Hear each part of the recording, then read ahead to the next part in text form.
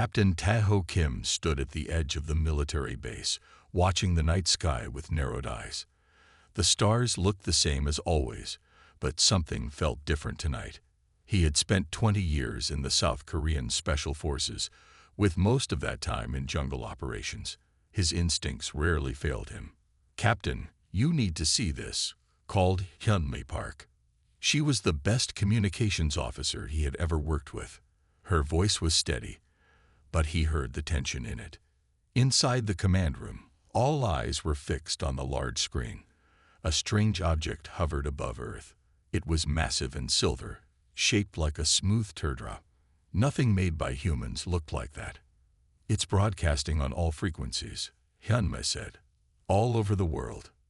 The message was simple. "We come in peace. We are the Vox. We seek to share knowledge." 3 days later, Captain Kim sat in a meeting with military leaders from around the world. The Vox had sent smaller ships down. Their representatives looked almost human, but with gray skin, large black eyes, and 6 fingers on each hand. They wore shimmering suits that seemed to move like water.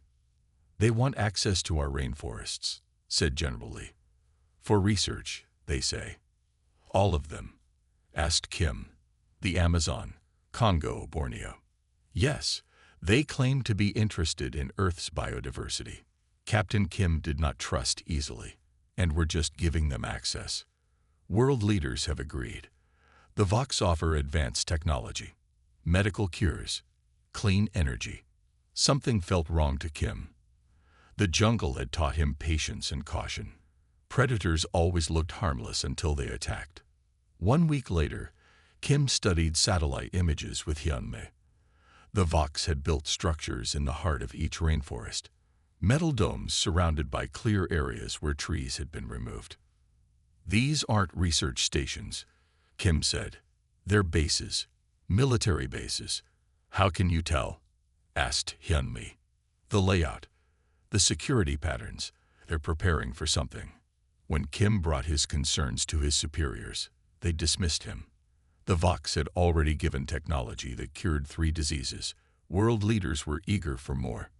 But then communication with villages near the rainforests stopped. Satellite images showed more trees being cleared. The Vox representatives became harder to reach. Kim led a small team to investigate the Amazon base. What they saw chilled him. The Vox weren't studying the forest. They were mining, taking plants, soils, and minerals. And they had weapons far beyond anything humans possessed. When Kim's team was discovered, they barely escaped. 3 of his men died from strange energy weapons that left no bodies, just ash. Back at base, no one would listen to his warnings until it was too late. The Vox attacked all major cities at once. Their ships appeared in the sky, firing weapons that turned buildings to dust. Human militaries fought back, but their jets fell from the sky without being hit. Tanks stopped working. Communications failed. In Seoul, Captain Kim watched the city burn, but he noticed something odd. The Vox avoided the mountains and forests. They stayed in open areas. "They're uncomfortable in our environment," he told Hyunmi as they hid in an underground bunker. "Did you see how they move in their suits? They struggle with our gravity, our air, our plants." "What can we do?" Hyunmi asked. "Their weapons are too strong." Captain Kim's eyes lit up with understanding. "We don't fight them in the open. We go where they're weak." "Where?" "The jungle. They want it for a reason. Something there threatens them." He looked at the maps of their bases. "We won't just hide in the jungle. We'll make it fight with us." Hyunmi nodded slowly. "How do we start?" "We gather survivors, people who know the forests, and we go into the green hell." Outside, the world burned, but in the heart of Earth's rainforests, hope remained. Captain Kim would find it and use it. Captain Kim led his small team through the ruins of what had once been a military base. 3 weeks had passed since the Vox attack began. Major cities around the world lay in ruins. Regular armies had been crushed. "Move quietly," he whispered to the 12 men and women who followed him. They were the survivors, soldiers and civilians who had escaped the first wave of attacks.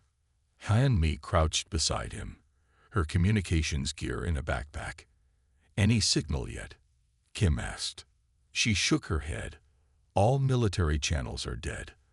I'm picking up scattered civilian broadcasts. Small groups hiding in mountains, forests."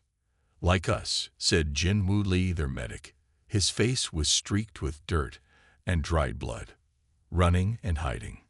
Captain Kim studied the map spread before him. "We're not just hiding. We're planning." The Vox had established control over open areas, cities, farmland, plains. Their ships patrolled these regions constantly. But satellite images Hyun-mi had captured showed something interesting. The aliens avoided dense forests, especially rainforests.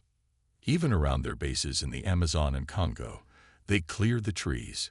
Kim explained to the group. "They don't like the jungle." Myra Song, a botanist who had survived the attack on Seoul University, pointed to patches on the map. "Their main extraction sites are all in rainforest regions. They're taking something specific, and they wear those environmental suits all the time," added Do-hyun Kang, who had once worked for a tech company. "They can't breathe our air, or something in it hurts them." Captain Kim nodded. "That's our advantage.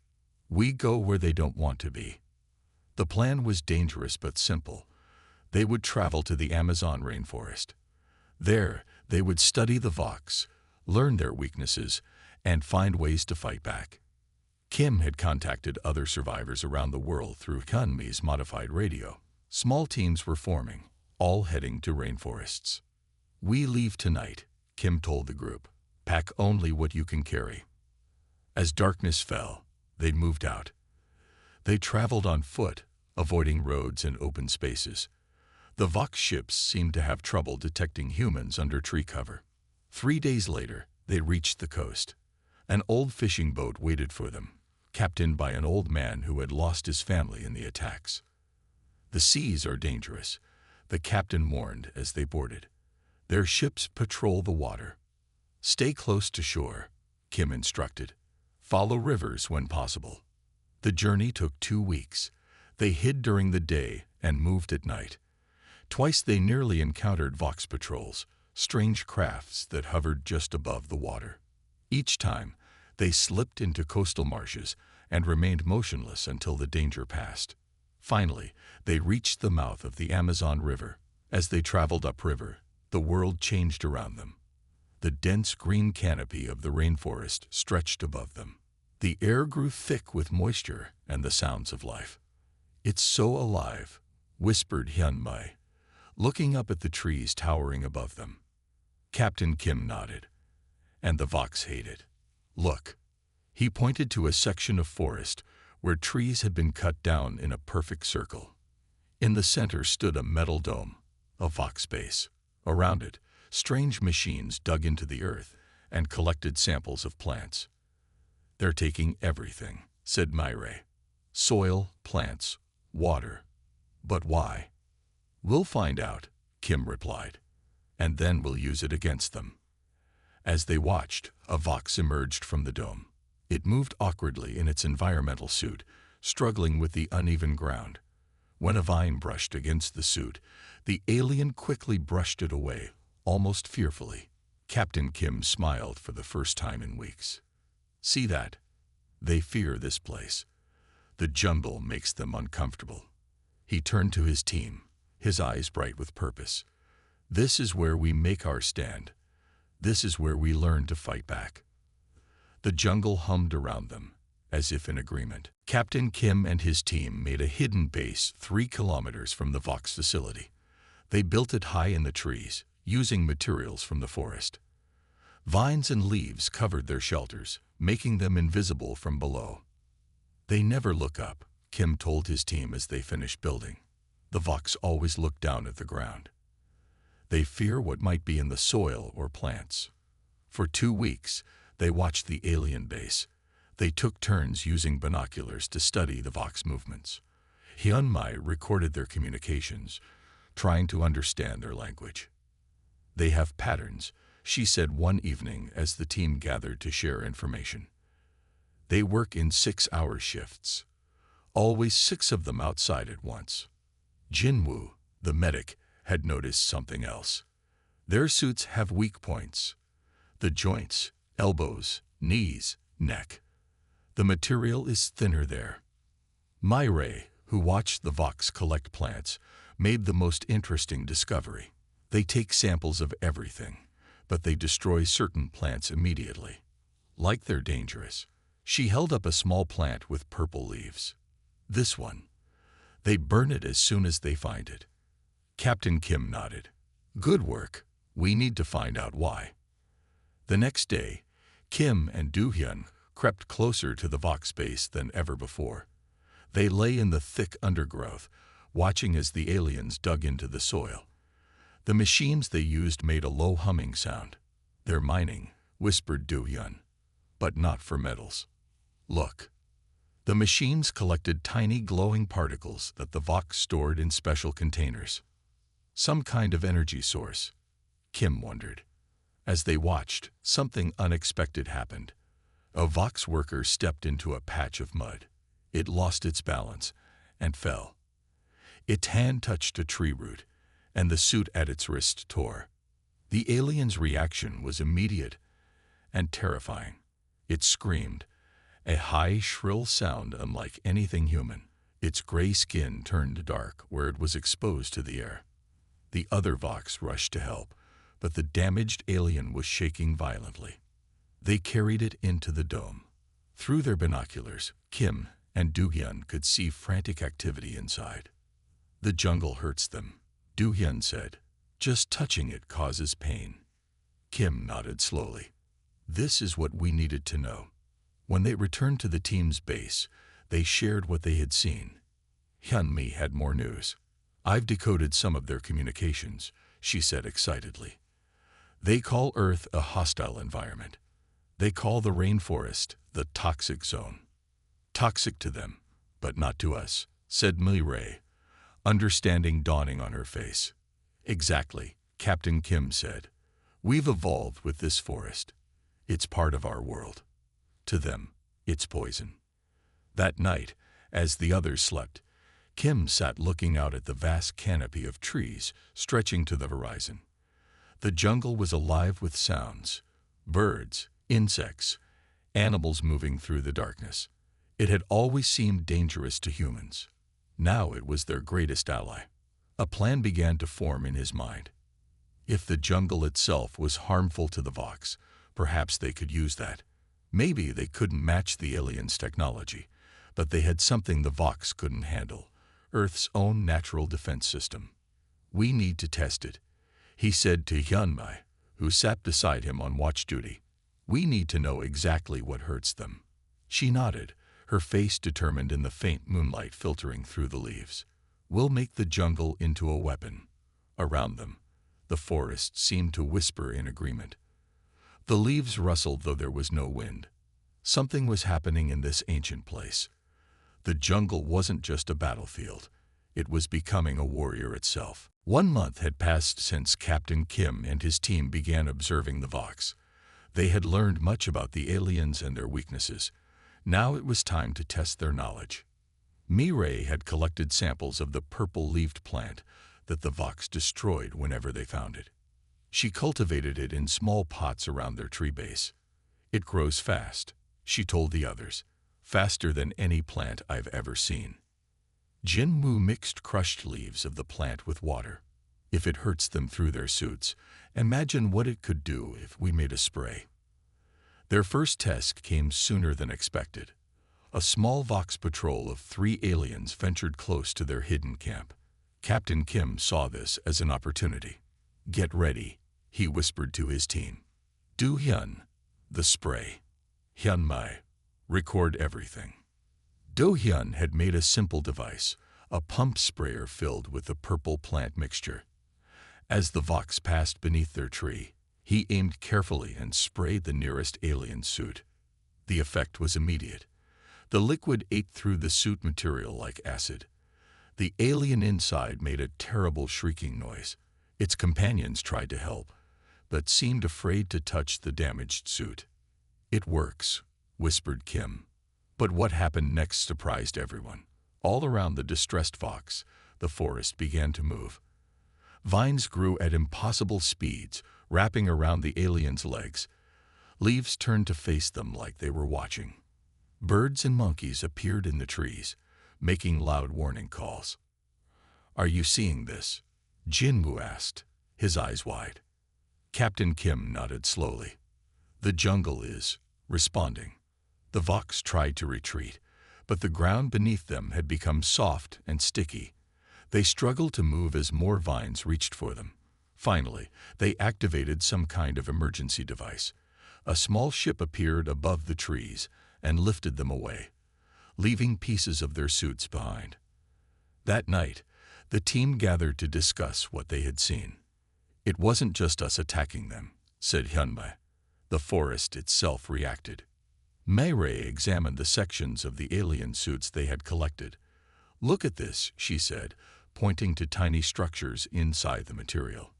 "These are like nothing I've ever seen. And they're dead now, like they were alive before." "Living technology," Do Hyun said with wonder. "Their suits are partly biological. And the jungle recognized them as invaders," added Kim. He looked out at the dark forest.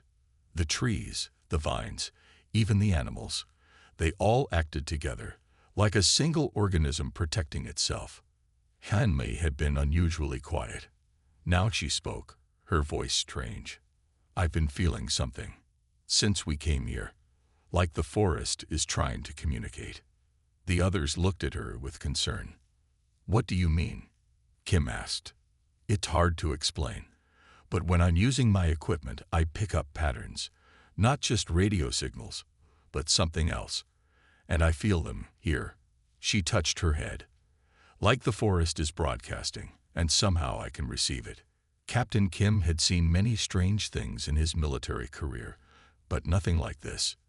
Yet he trusted Hyunmei. "Can you communicate back?" he asked. She hesitated. "I think so. I've been trying. And I think that's why the forest helped us today. It recognized us as allies." The team sat in silence, taking in this incredible idea. Humans and the rainforest working together against the alien threat. "If this is true," Kim said finally, "then we're not alone in this fight. The jungle isn't just hiding us. It's fighting with us." Around them, the forest hummed with life. Leaves rustled though there was no wind. And for the first time since the invasion began, Captain Kim felt something close to hope. 3 days after their encounter with the Vox Patrol, Captain Kim decided they needed to learn more. They needed a Vox. "We need to capture one alive," he told his team, "to understand them better." The plan was dangerous but simple. They would use the purple plant extract to damage a Vox suit, then trap the alien before its friends could rescue it. Do Hyun built traps using vines and fallen trees. Mayray prepared more of the plant mixture. Hyunmei spent hours sitting quietly, her eyes closed, trying to communicate with the forest. "I think it understands," she said. "I can feel it listening." Kim had his doubts, but strange things had been happening. Plants seemed to move out of their way when they walked. Fruits fell near them when they were hungry. Birds warned them when Vox patrols came near. They set their trap near a small stream where Vox often collected water samples. Jinwoo and Do-hyun hid in the trees with the plant spray. Hyunmei sat with her eyes closed, hands pressed against a large tree trunk. Captain Kim and Myra waited behind thick bushes with nets they had made. When 3 Vox appeared, everything went wrong. The aliens had a new device that detected the purple plant. They saw the trap and tried to run. But then something amazing happened. The forest floor rose up, roots breaking through the soil to trip the fleeing aliens. Vines shot out from trees, wrapping around their suits. Monkeys dropped from branches, pulling at the Vox helmets. "It's helping us," whispered Myray in wonder. They managed to capture 1 Vox. The other 2 escaped, but not before Jinwoo sprayed them with the plant mixture. The team carried their prisoner back to their base. The captured Vox was smaller than the others. Its suit was damaged, but it was still alive inside. They kept it in a cage made of strong vines. For 2 days, it refused to communicate. Then on the 3rd day, it spoke. Its voice was strange and metallic through its damaged helmet. "You do not understand what you face," it said in broken English. "Tell us," said Captain Kim. "Your world is wrong," the Vox said. "It fights us. The green things should not be connected. They should not think." "The plants think?" asked Mayray, leaning forward. "Not plants. The whole. The green network. It has a mind. All connected." The Vox's voice became frustrated. "Words wrong. In our world, plants are separate. Here, all one system." Hanma sat down near the cage. "The forest is alive. As one being. Yes, and you are part of it. Your bodies have the same patterns. You evolved together." The Vox seemed afraid. "We came for minerals. Found living planet instead.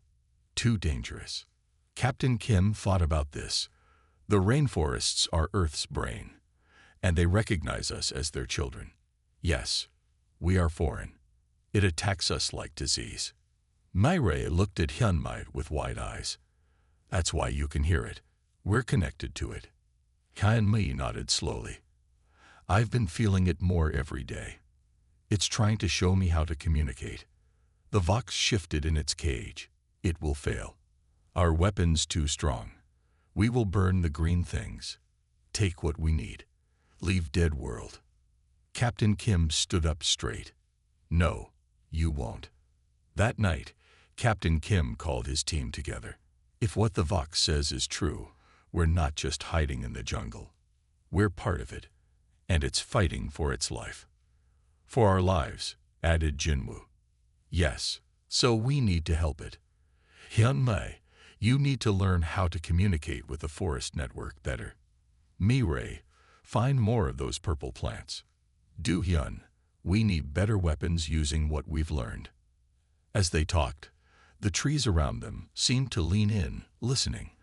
The jungle was awake, and it had chosen its allies. Word spread through hidden radio networks.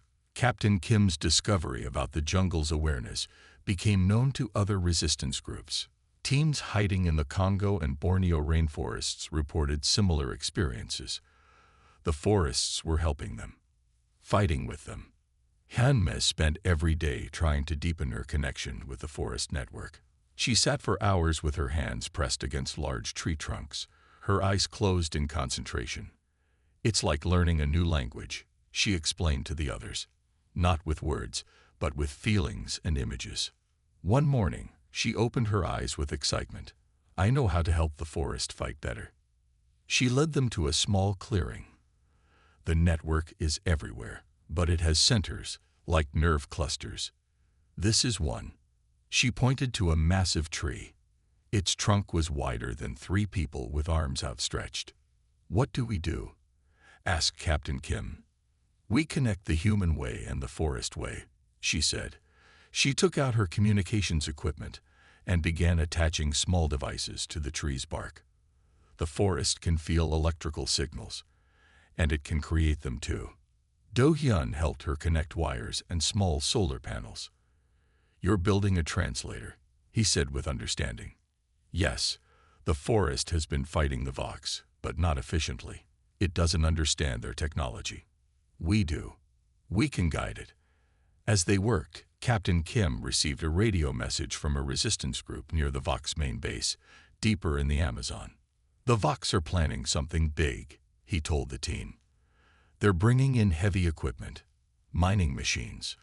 They're going to destroy the forest to get what they want," said Myra with anger in her voice. "Not if we stop them first," replied Kim. "Our prisoner said they fear the forest. Let's make them fear it more." Hyunmi's device began to work. Lights flickered as electrical signals passed between her equipment and the tree. The air seemed to hum with energy. "It's listening," she said. "I can feel it. The whole network is paying attention." Captain Kim explained their plan. They would create zones in the forest where Vox technology would fail, traps that would damage their suits, areas where the jungle itself would actively attack them. Over the next week, strange things began happening at Vox bases throughout the rainforests. Their mining equipment stopped working. Environmental suits failed, exposing aliens to the toxic Earth air. Vines grew through metal walls. Trees fell on supply ships. The prisoner Vox watched all this with growing fear. "You don't understand what you're doing," it told them. "The network is learning, adapting." "That's the point," said Jinwoo. "No, it's becoming more than it was. You've awakened something old, something that slept for millions of years." Captain Kim received reports from resistance teams worldwide. The same patterns were appearing everywhere. The rainforests were fighting back and winning. But then the Vox response came. Massive ships appeared above the Amazon. They fired energy weapons that cut through the canopy. Fires began spreading. Smoke filled the air. "They're burning it," cried Myray in horror. "They're burning the forest." The prisoner Vox made a sound like laughter. "You made the network too strong, too dangerous. Now we must kill it completely." Captain Kim gathered his team. "We need to reach the heart of the Amazon, the center of the network. Hyunmei, can you find it?" She closed her eyes, concentrating. "Yes, it's calling to us. It needs our help." "Then we go," said Kim. Now, as they prepared to leave, the forest around them seemed to tremble, not with fear, but with rage. The jungle wasn't going to be destroyed without a fight. And now, it had humans to help it fight back. Captain Kim led his team deeper into the Amazon. The journey was dangerous. Fires burned in many places. Vox ships flew overhead, dropping things that exploded and started new fires. The air was thick with smoke. "They're trying to destroy the whole forest," said Jinwoo, his medical mask barely helping against the smoke. Hyunmei walked with her eyes half closed, one hand always touching a tree or vine. "The network is in pain," she said, "but it's still fighting." They saw evidence of this everywhere. Despite the burning, new growth appeared at impossible speeds. Vines wrapped around Vox equipment.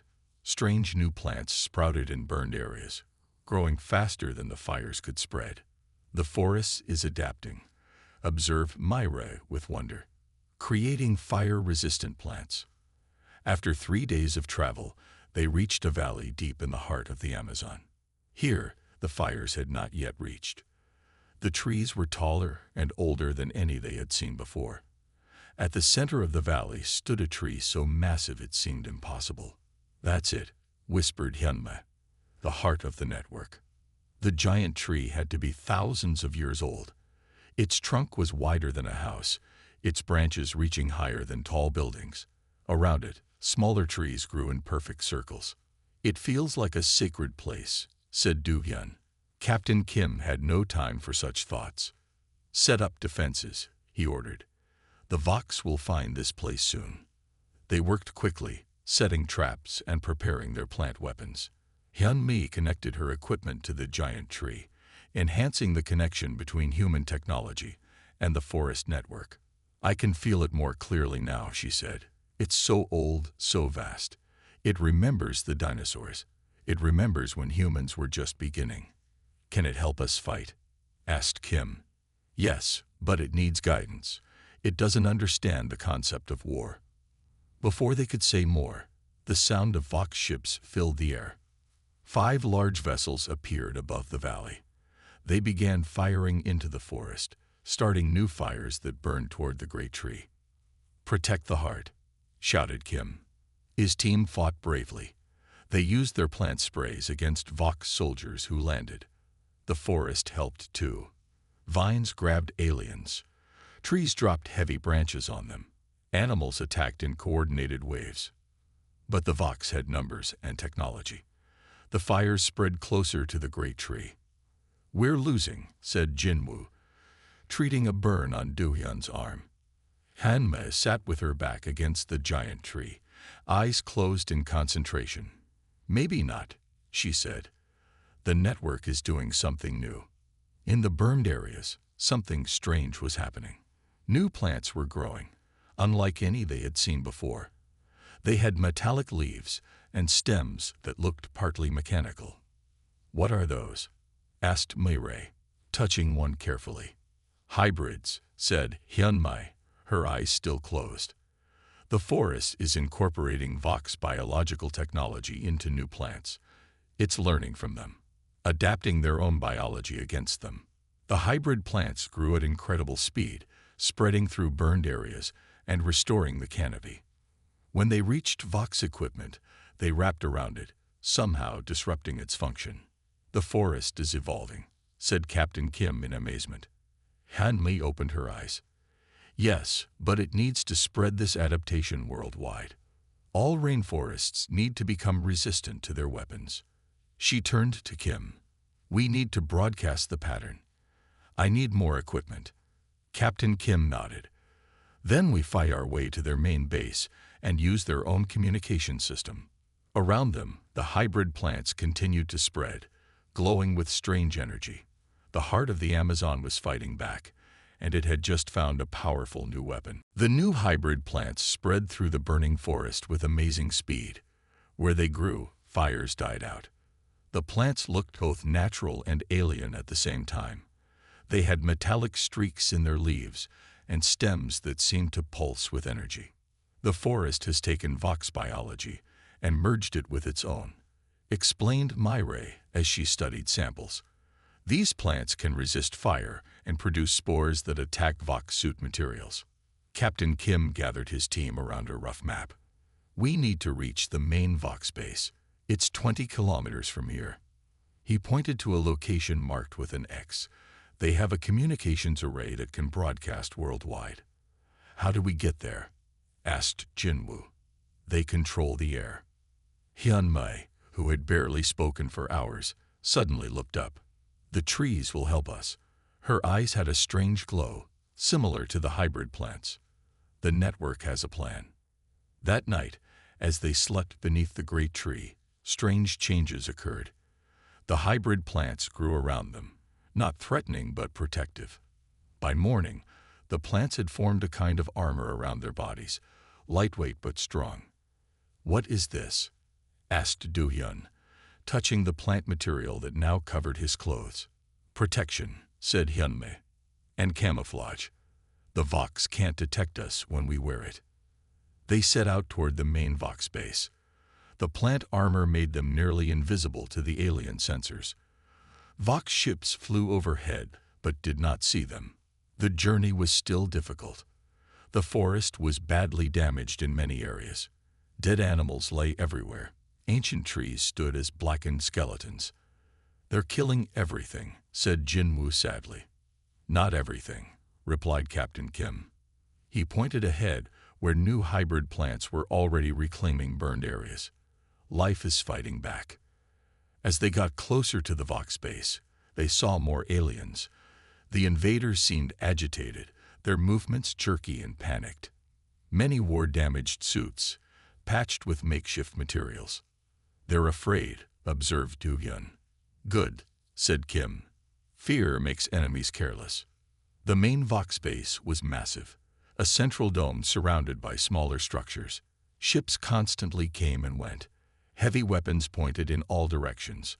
Around the base, the forest had been completely cleared for 1 kilometer in every direction. "How do we get inside?" asked Jinwoo. Captain Kim studied the base through binoculars. "There." He pointed to large pipes that ran from the base into the ground. "Waste disposal or ventilation. We can use those." Mei had been examining their plant armor. "These hybrid plants react to Vox technology. They might help us disable their systems from inside." That night, they crawled through the pipes into the heart of the Vox base. The plant armor protected them from detection. Inside, hundreds of Vox worked frantically. They were loading equipment onto ships. "They're preparing to leave," whispered Kim. "They're giving up." "Not giving up," corrected Hyunmei. "Changing tactics. They plan to burn the entire planet from orbit, make it uninhabitable for any life." They found the communication center. Do-hyun worked quickly, connecting Hyunmi's equipment to the Vox systems. She placed her hands on a panel, closing her eyes in concentration. "What are you sending?" asked Captain Kim. "The pattern for the hybrid plants, the genetic code. The forest network is broadcasting it to every rainforest on Earth." As she worked, alarms suddenly blared throughout the base. A voice spoke in the alien language, urgent and frightened. "They know we're here," said Kim. "We need to hurry." Outside the communications room, they heard Vox soldiers approaching. The plant armor around their bodies began to pulse with energy. "Stay behind me," said Captain Kim, drawing his weapon. But Hyunmi smiled calmly. "We don't need to fight. The message is sent." She looked at her hands where the plant armor was changing, becoming more metallic. And now evolution has its answer. The Vox soldiers burst into the communications room. They raised their weapons, ready to fire. But they stopped, frozen in surprise. Captain Kim's team was changing before their eyes. The hybrid plant armor had spread to cover their entire bodies. It flowed like liquid metal mixed with living vines. Hyunmi stood at the center, her eyes glowing with green light. "The network is everywhere now," she said. Her voice sounded strange, like many voices speaking together. "All rainforests on Earth are connected and awakened."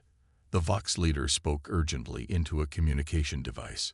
Throughout the base, alarms blared louder. The entire structure shook as ships began taking off. "They're running," said Do-hyun. Captain Kim looked at his team, at the living armor that protected them. "Let them go. Our mission is complete." But Hyunmi shook her head. "Not yet. The forest wants to show you something." She led them out of the communications room, past confused Vox soldiers who seemed too afraid to stop them. Outside the base, an amazing sight greeted them. The cleared area around the base was no longer empty. Hybrid plants had grown everywhere, rising from the soil at incredible speed.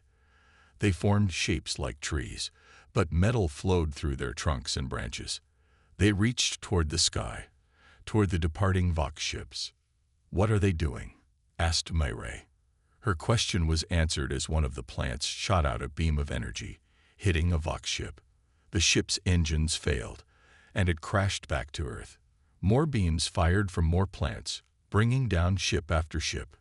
"The forest has learned from the Vox," said Jin-woo in amazement. "It's using their own energy weapons against them." Around the world, similar scenes played out. Reports came in over Hyunmi's equipment. In every rainforest, hybrid plants had emerged. Vox bases were being overrun. Their ships were falling from the sky. "Earth is fighting back," said Captain Kim, "with everything it has." The main Vox command ship tried to escape Earth's atmosphere. But a massive burst of energy from hundreds of hybrid plants struck it simultaneously. The ship broke apart, falling in burning pieces back to the planet. As the last Vox ships were destroyed, the hybrid plants began to change again. The metallic elements sank back into the soil. The aggressive energy faded. New growth appeared, regular trees and plants, but stronger and healthier than before. "The danger is past," said Hyunmi. "The forest is returning to balance." In the days that followed, Captain Kim's team helped coordinate cleanup efforts worldwide. The Vox were gone, their technology either destroyed or absorbed by Earth's biosphere. Slowly, people emerged from hiding and began rebuilding. 1 month after the Vox defeat, Captain Kim's team returned to the heart of the Amazon, to the great tree at the center of the network. It had survived the fires, and new growth surrounded it. "What happens now?" asked Do-hyun. Hyunmi placed her hand on the giant tree. "The network remains awake. Earth knows it's part of a larger universe now. It will be ready if threats come again." Myray studied new plants growing nearby. These have elements of Vox biology, but they're completely Earth plants now. The forest has taken what was useful and made it its own. Captain Kim looked up at the massive canopy above them. "We didn't just survive this invasion. We evolved because of it, both humans and the planet." Jin-woo nodded. We always thought we needed to protect nature. We never realized nature could protect us too. In the years that followed, humanity developed a new relationship with Earth's biosphere. The knowledge gained from the forest network led to advances in medicine, agriculture, and sustainable energy. Cities were redesigned to work with nature rather than against it. And deep in the rainforests, the great trees stood watch, their roots connected across continents, ready to fight alongside their human allies if danger ever returned to their world.